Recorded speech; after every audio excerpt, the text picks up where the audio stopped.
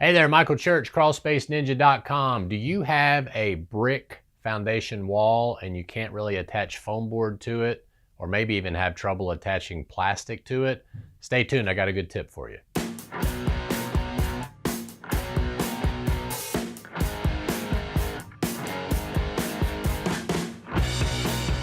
Okay, we run into brick foundations quite a bit. They're typically older homes, and the mortar joints have been compromised over the years.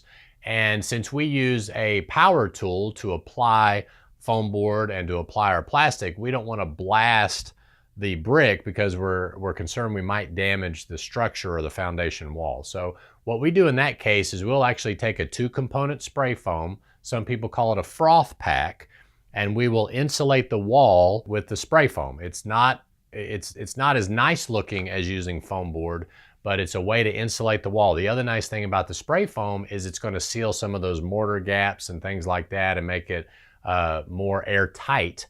But then you got this ugly spray foam all over the inside of your crawl space. And if you're okay with that, you're done. You're done, because the 2-component spray foams are typically closed cell, which means they act as a vapor barrier. But if you want to make it a little bit more pretty and get that plastic up the wall, remember, always leave that termite gap. And some states are different.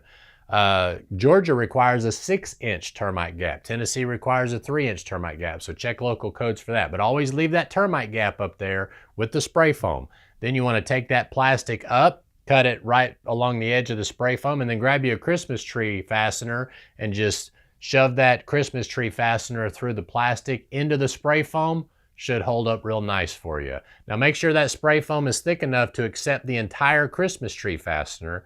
And you can get those on our DIY store if you'd like. We got a great deal on our Christmas tree fasteners, and I'll put a link down below for you. But that's a great way to cover up that not so pretty spray foam with your pretty no cat pee vapor barrier that you can also get at our DIY store. So hope that tip helps you out. Let me know below if you have any other questions, and we'll see you later.